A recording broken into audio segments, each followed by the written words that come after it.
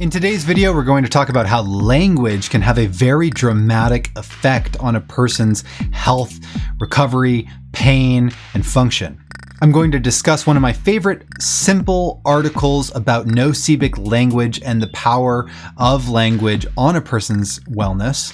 I've talked about this article in other places, but today I'm going to talk about how this relates to yoga cueing. So for you yoga teachers or you personal trainers, while you are cueing movement, how do you use your language in a way that is less scary and less harmful, but still effective and accurate?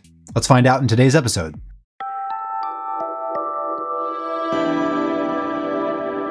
Hey, welcome to Shapeshift Wellness. My name is Anthony Davis, and this is the channel where we use evidence and research to understand how we can take yoga and fitness and meditation as the cornerstone of leading a healthy life. If you're new here, be sure to subscribe to my channel, hit the bell for notifications when I release future videos, and give this video a like. Now let's check out how to check our language. So this is one of my favorite simple articles. It's called Sticks and Stones, the Impact of Language in Musculoskeletal Rehabilitation. Now, you're a yoga teacher or a personal trainer, then you're not concerned with musculoskeletal rehabilitation because that is not your job. You should not be trying to rehab people, so stay in your lane. However, this article is nonetheless very much relevant for movement teachers because it teaches us how if we phrase things, if we cue things in a certain way, we can genuinely have a harmful and disabling effect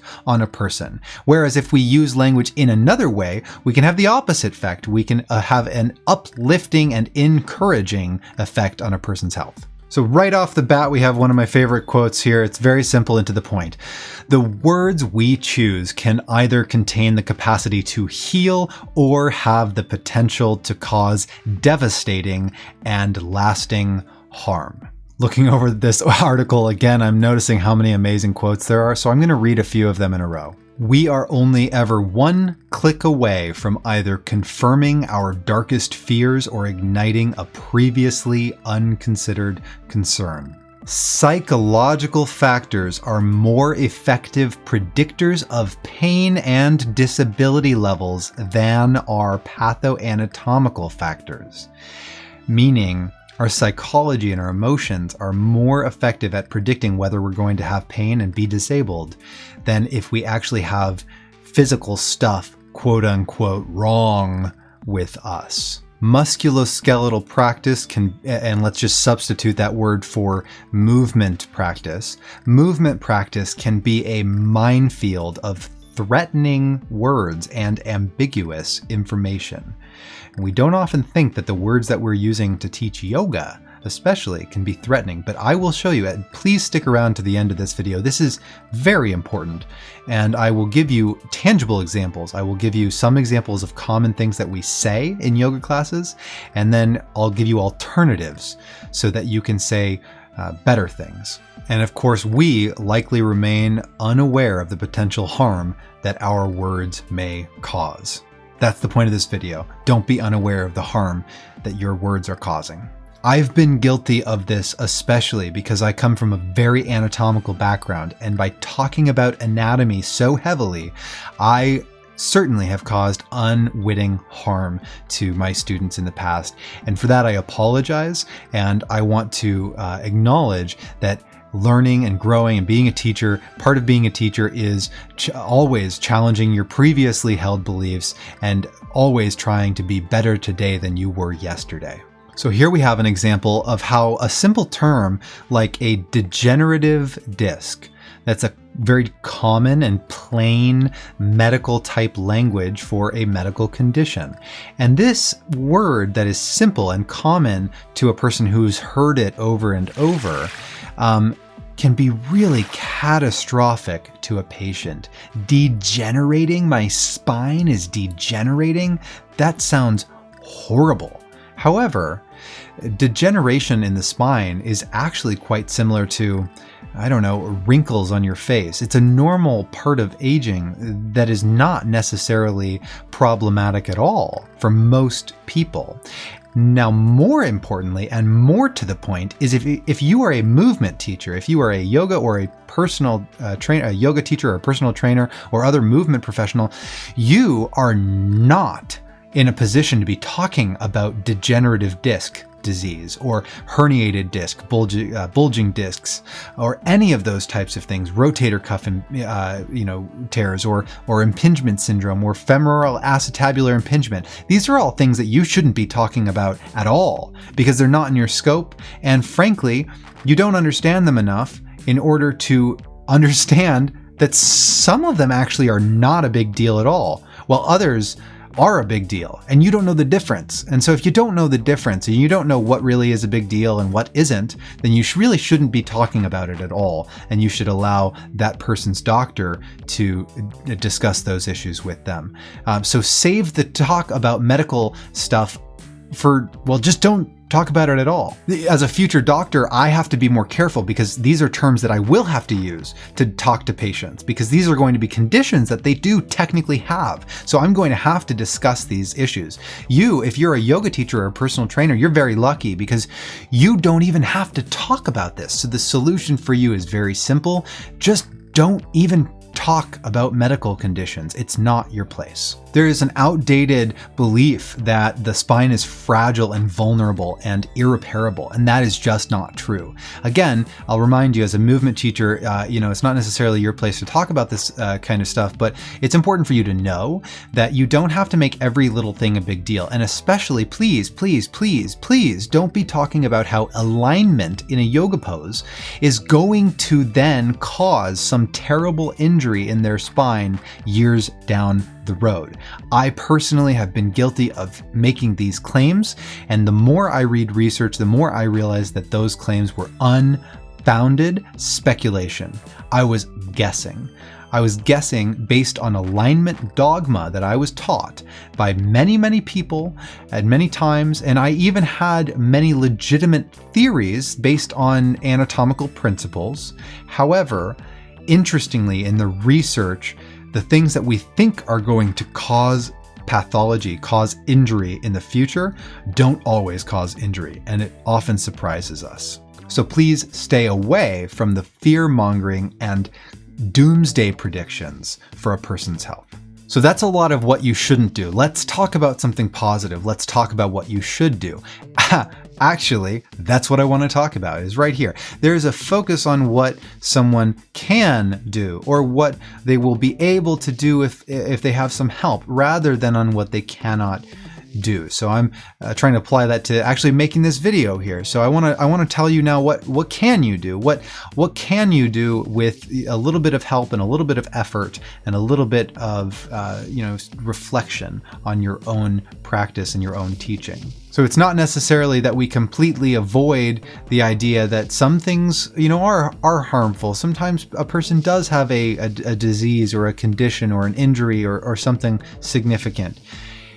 However, even in those instances, it's more helpful to focus on what they can do rather than focusing on how bad the thing that they have is or will become. Because the truth is that even in the face of very serious injuries, a person can make remarkable recoveries. So let's be their biggest cheerleader. Another really important consideration especially for yoga teachers, because yoga is a very interesting, community of a lot of times people who have been broken and traumatized and are emotionally fragile, and they are trying to heal. They are trying to recover.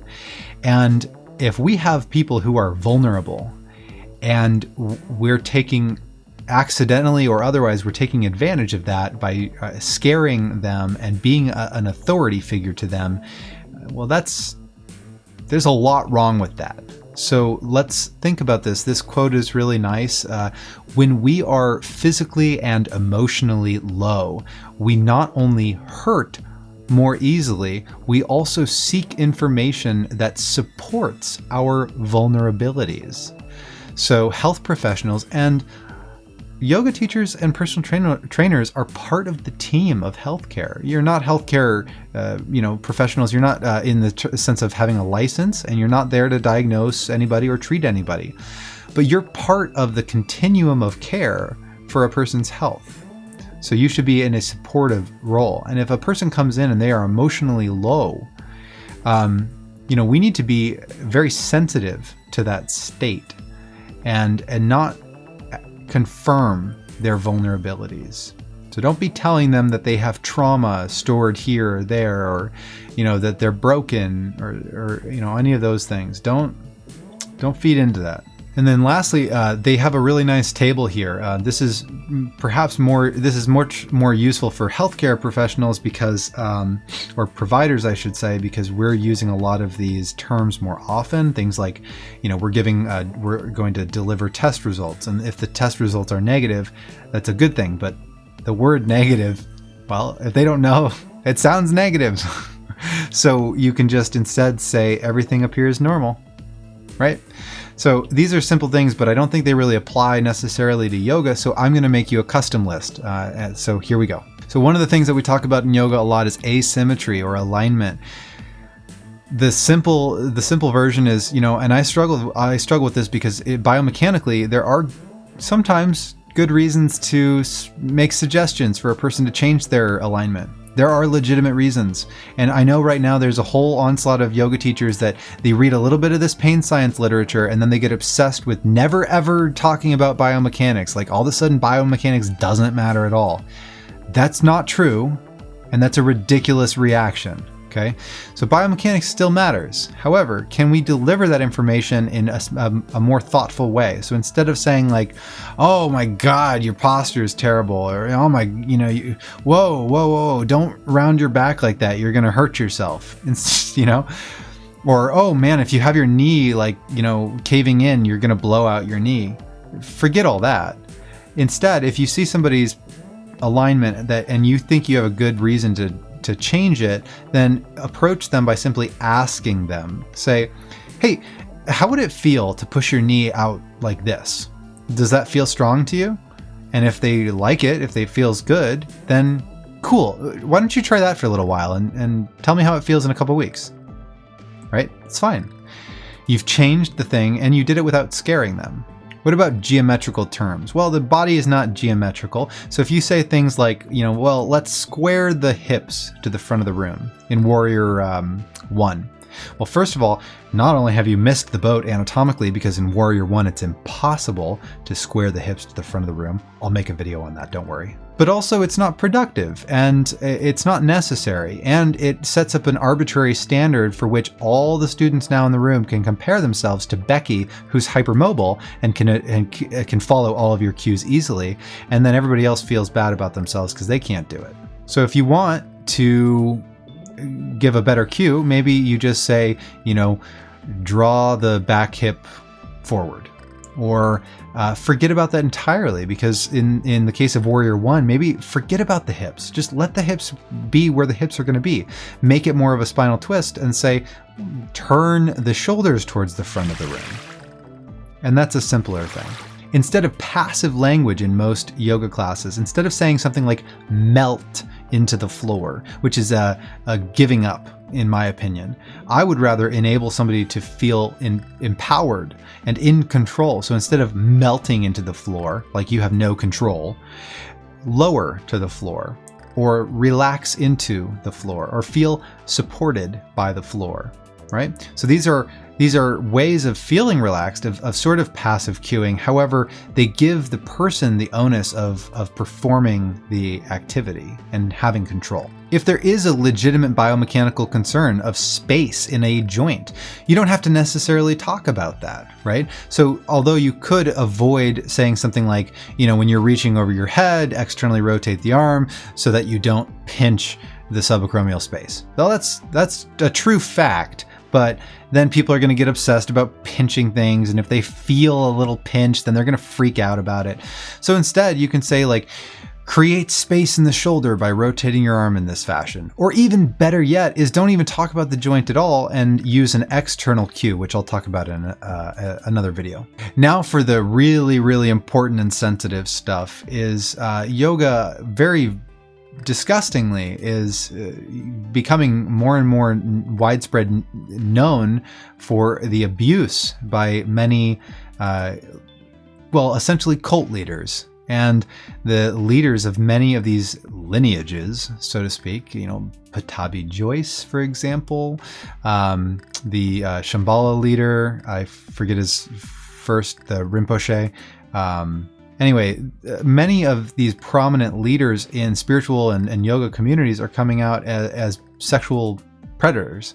And they're taking people who are in a vulnerable state, and then they're using language to confirm their vulnerabilities, and then they're taking advantage of them. So let's just not do that.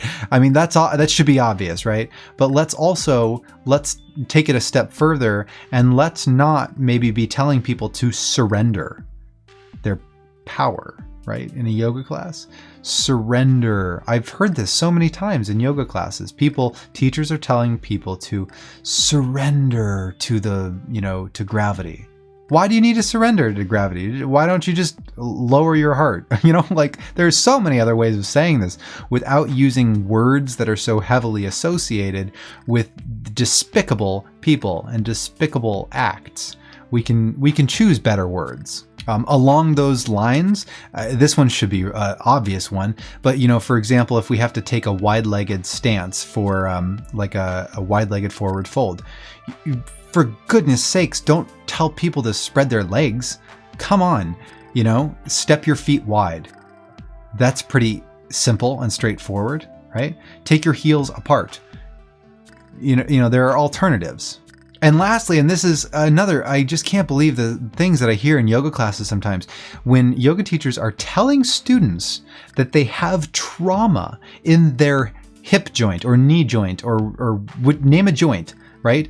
I've heard I wish I were making this kind of stuff up. It's so crazy to me that yoga teachers say things like, your ancestral trauma is stored in the knee joint. The trauma of your mother's ancestors is, stored in the hip joints.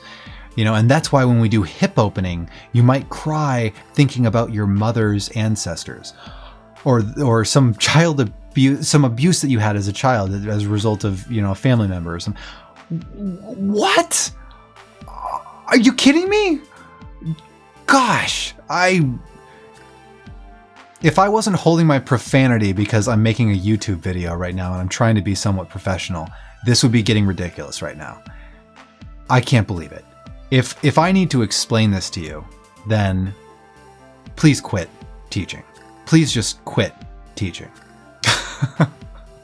Okay.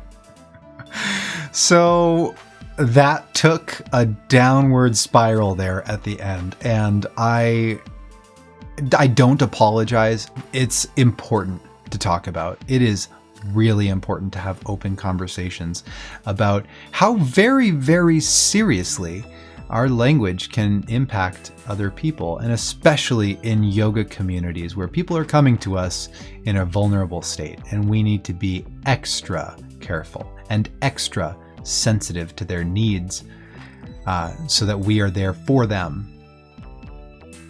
So, thank you for watching. If you have questions or comments or an experience that you would like to share, or if you have suggestions on other common phrases, common things that yoga teachers say that we could, and you have a solution for something that we could do better, please leave it in the comments. I think other people will benefit from that too. Thank you very much for watching. I'll see you in the next video.